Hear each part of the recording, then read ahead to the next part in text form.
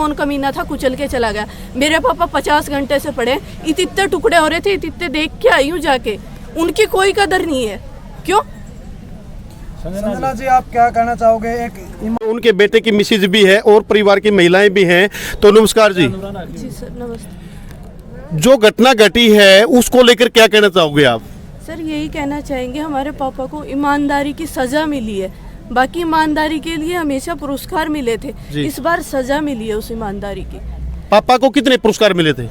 Sir 37 साल की job में लगभग हर साल उनको मिले हैं, हर साल 37 के 37, जिसको हर साल ईमानदारी के लिए, ड्यूटी के लिए कि ये भाई पंचुअल है टाइम पे, कभी 5 मिनट लेट नहीं गए, 5 मिनट पहले नहीं निकले वहाँ से, और कभी किसी के लिए कोई भी वो नहीं किया। हर ड्यूटी की है उन्होंने, उनको जो ड्यूटी दी गई वो की उन्होंने। खुद के अलावा कभी किसी को दिक्कत हुई डिपार्टमेंट में, उनकी भी ड्यूटी की। फिर भी उनके ऊपर ये लगा रहे हैं कि भाई ये किसी से पैसे लेते थे।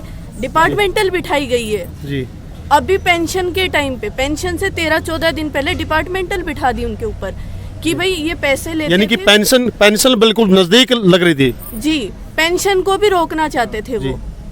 अभी कहाँ पे कार्य करते हैं? अभी उनकी हिसार में ड्यूटी आई हुई थी, पिछले काफी साल से हिसार हैं। जैसे हमारी शादी अभी 6 साल पहले ही हुई थी, 6 साल से उनकी हिसार में ही ड्यूटी है। हम देख रहे हैं 6 साल से, 6 साल से मैंने देखा है 5 मिनट कभी आगे पीछे नहीं हुआ। तो उन्होंने हमें हमेशा अपनी ड्यूटी सही की, ईमानदारी से की। अगर बेईमानी करते तो उनको इस बात की चिंता नहीं होती कि अनार 150 रुपए किलो है, डंडा दिखाते और 2 किलो उठा के लाते। कभी किसी चीज का रेट नहीं पूछते वो। ईमानदारी दिखाई, फिर भी उसकी सजा मिली। फिर भी उनके ऊपर डिपार्टमेंटल बिठाई, झूठे झूठे एलिगेशंस लगाए कि भाई ये पहले रेड मारने से पहले भी उनको भगा देता है, ये वो कर देता है। उन्होंने बहुत सारे झूठे झूठे इल्जाम लगाए। मैंने हर पेपर पढ़ा है, हर पेपर दिखाया है मुझे। रघुवीर जी ने इतना बड़ा कदम उठाया, उससे पहले कभी घर पे कोई परेशानी या फिर इस प्रकार की बात आपके सामने या परिवार में उन्होंने साझा की हो? घर में कोई परेशानी नहीं थी, उनको सिर्फ ये था, पिछली 14 तारीख से तो वो एक्शन में आ गए थे अपने।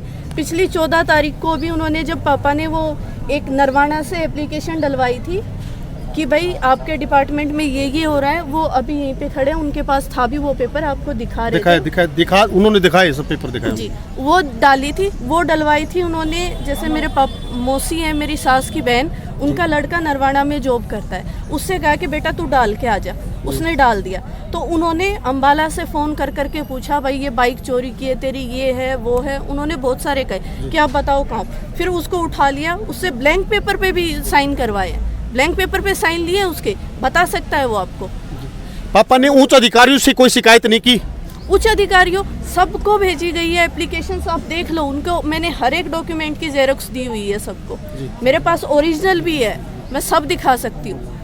पर उनको कुछ भी नहीं सुनवाई हुई उनकी, बल्कि उनके ऊपर इतने सारे केस डाल दिए। 4-5 धाराएं भी लगाई थी, 120B, 182 बोल रहे हैं, बहुत सारी धाराएं उसमें 4-5 लिखी हुई है, मेरे पास वो भी पढ़े हैं सारे। और उसके बाद क्या कहा कि इन्होंने हमारे लिए जाति सूचक शब्द का इस्तेमाल किया गया है। आप रिपोर्ट्स में देख सकते हो, जातिवाद का नाम आया है हर जगह। उन्होंने चलो लिखा एक जगह लिखा हुआ है भाई चमार जाति से ताल्लुक रखते हैं, इसमें उनको मुंह पे बोला है। आप हो मुंह पे बोला है क्या?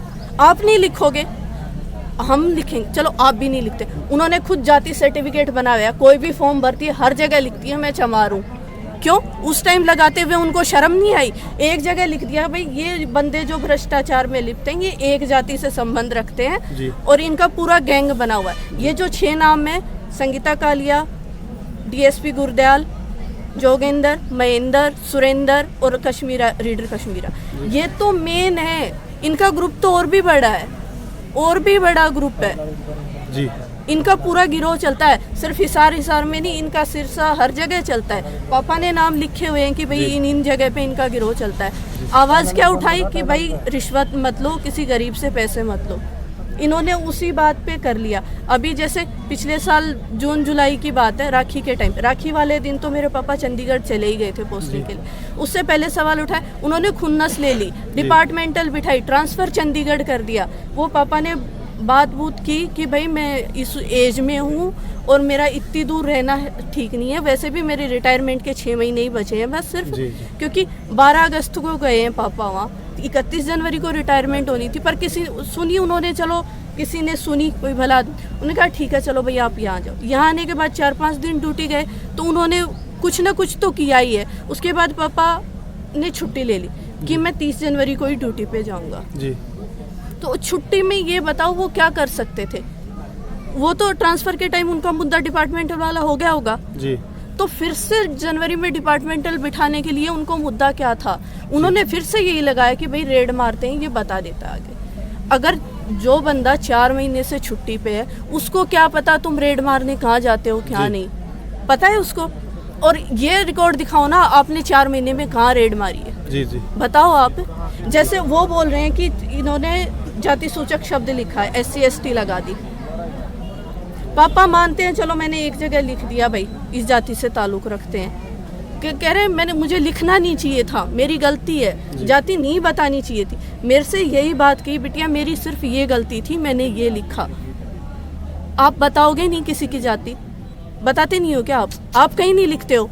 आप ऐसे न्यूज़ पेपर्स में लिखते हो भाई इस जाति से ताल्लुक। ऐसे तो उन्होंने भी पापा के ऊपर जो डिपार्टमेंटल के लिए नोटिस आया वो उसमें लिखा हुआ है कि सासी जाति से संबंध रखते हैं। फिर तो एक केस उनके ऊपर भी बनता है, जिसने वो रिपोर्ट बनाई है उसके ऊपर भी बनता है। उसके ऊपर क्यों नहीं लगा रहे? क्यों? क्योंकि वो SP कालिया की मंडली से। क्यों? अपनी मंडली को बचाती रहेगी और बाकी सब मरते रहो। अरे एक सड़क पे कुत्ता मर जाता है, 4 गाली दे के जाते हैं, पता नहीं कौन कमीना था कुचल के चला गया। मेरे पापा 50 घंटे से पड़े, इतने टुकड़े हो रहे थे, इतने देख के आई हूँ जाके, उनकी कोई कदर नहीं है। क्यों? संजना जी आप क्या कहना चाहोगे? एक ईमानदार व्यक्ति ने अपनी जान गंवानी पड़ा है, मतलब अपनी आवाज उठाने के लिए, अपनी ईमानदारी को सिद्ध करने के लिए इससे ज़्यादा बड़ा सबूत कोई आदमी नहीं दे सकता कि उन्होंने अपनी जान गंवा दी। ये बातें सुन के कि उन्होंने कितनी आवाज़ उठाई और अब भी ये जानना पड़ रहा है कि उनकी FIR तक नहीं की जा रही है। आप मीडिया साथी हैं, आप इनकी पूरी सपोर्ट करें कि एटलीस्ट FIR हो इस बात पे, इस पे पूरी कार्यवाही बैठे और सबके सामने FIR से सेटिस्फाइड। और पहले तो उनको उनकी नौकरी से बर्खास्त करो और नॉर्मल जैसे आम आदमी के साथ जैसे कार्रवाई करते हैं वैसी करो।